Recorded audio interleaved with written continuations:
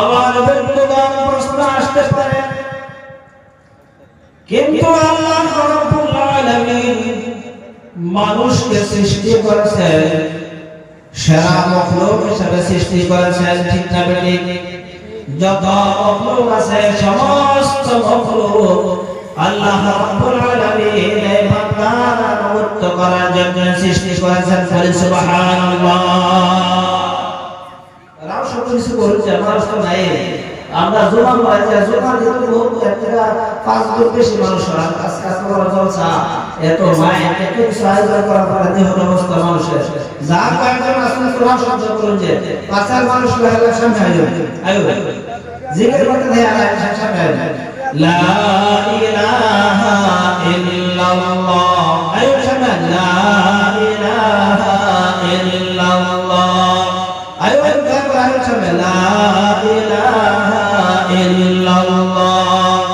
আসমানের মালিক জয় আল্লাহ, জমিনের মালিক জয় আল্লাহ, লা ইলাহা ইল্লাল্লাহ, লা ইলাহা ইল্লাল্লাহ মুহাম্মাদুর রাসূলুল্লাহ। বলতেছিলাম আল্লাহ রাব্বুল আলামিন যত মখলুক বানাইছেন সমস্ত মখলুক মানুষের গোলামি করার জন্য, আনুগত্য করার জন্য আল্লাহ রাব্বুল আলামিন তাদেরকে সৃষ্টি করেছেন। বলি সুবহানাল্লাহ। এই যে আসমানের দিকে তাকায় দেখেন, আল্লাহ রাব্বুল আলামিন বলেন লাশ-শামসু ইয়ানবাগি লাহা আন তুদরিকাল কমারা ওয়াল-লাইলু সাবিকুন নাহার ওয়া কুল্লুন ফি ফালাকিন ইয়াসবাহুন। এই আসমানের দিকে তাকায় দেখেন, চন্দ্র এবং সূর্য আল্লাহ রাব্বুল আলামিন মানুষের গোলামি করার জন্য তাদেরকে বানিয়েছেন। চন্দ্র কোনদিন বলে না আজ আমি রাতে উঠবো না, দিনের বেলা আমার প্রয়োজন আছে।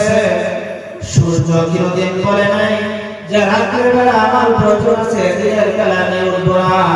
এমনকি আপনাদের জীবনে কোনদিন দেখছেন নাকি? বলেন দেখছেন? রামবাগ বলে দেখছেন কি? ওয়া কুল্লুন ফি ফালাকিন ইয়াসবাহুন।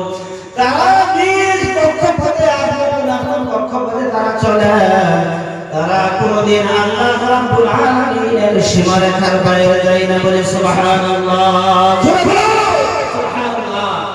রাওয়া করে দিয়ে বলে তাই এবার যদি বলে তাই ঘুমায় তাই নিকাম বল এমনি মানুষ না, দুশো দাওয়াসুল বীর পুরুষের মতন মহতে মুজাহিদের মতন রাও করবে। আল্লাহ পাকের রাও জুড়ে হতো, উচ্চ সুরে হতো, আর ঘুমায় আয়োজন করে জোরে দোষো এই জোরে 8 মাস আগে ছিল কি বলছে দেখি। আচ্ছা বন্ধুরা, আমার বন্ধুগণ, আপনাদের এই দেশের মধ্যে আম গাছ আছে না নাই? কোনদিন দেখছেন কি আম গাছের পরে কাঁঠাল ধরছে নাকি? দেখছেন? কাঁঠাল গাছের মধ্যে আম ধরতে কোনদিন দেখছেন নাকি? কিয়ামত পর্যন্ত আম গাছের মধ্যে কাঁঠাল ধরার সম্ভাবনা আছে কি? আছে? কোনদিন নাই। ওয়া কুল্লুন ফি ফালাকিন ইয়াসবাহুন। এই সমস্ত আল্লাহ রাব্বুল আলামিনের হুকুমে তারা নিজ কক্ষপথে চলে, কিন্তু মানুষ একমাত্র তাদেরকে আল্লাহ রাব্বুল আলামিন মানে তাদেরকে বলেছেন ফামান শাআ ফালইউমিন ওয়া মান শাআ ফালইয়াকফুর। তোমাদেরকে ছাড়া হলো নিজের প্লেনে ছাড়া হলো, তোমরা যদি ইচ্ছা করো তোমরা কুফরি করতে পারো, ইচ্ছা যদি করতে পারো তোমরা ঈমান আনতে পারো। সব মানুষের ক্ষেত্রে আল্লাহ আছে, কিন্তু মানুষ আল্লাহ রাব্বুল আলামিনের এইসব নিদর্শন তারা নিজ বেদিয়া দিমাগ দিয়া মেধা দিয়া পন্থা দিয়া তারা বিবেক বিবেচনা দিয়া তারা এগুলা চিন্তা করার চেষ্টা করে না। তারা এগুলা চিন্তা করার চেষ্টা করে না। আজ দেখেন কোরআনের মধ্যে দেশের সাথে মানুষ বসে আছে, আর বাজারের মধ্যে কি মানুষ আছে বলছে দেখি। ও আল্লাহর কথা আমরা করতে শুনি। আল্লাহ রাব্বুল আলামিন বলেন লাকাদ খালাকনাল ইনসানা ফি আহসানি তাকওয়িম। মানুষকে আমি সুন্দর আকৃতিতে বানিয়েছি, তাদেরকে সুন্দর গঠন হিসাবে বানিয়েছি।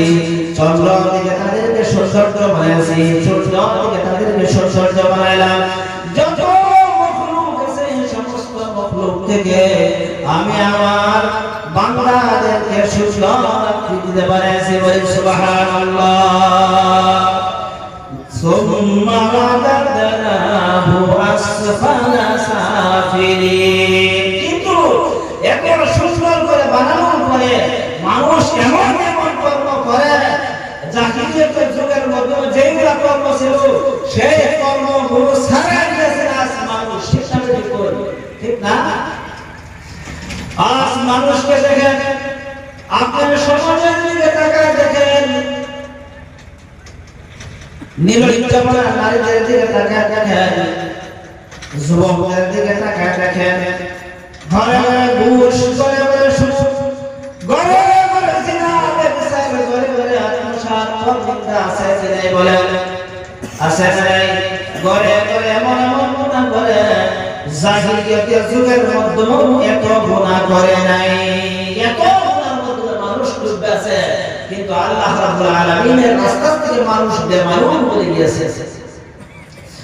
ওই জন্য আল্লাহ রাব্বুল আলামিন বলেন وَمَن يَتَّقِ اللَّهَ يَجْعَل لَّهُ مَخْرَجًا وَيَرْزُقْهُ مِنْ حَيْثُ لَا يَحْتَسِبُ।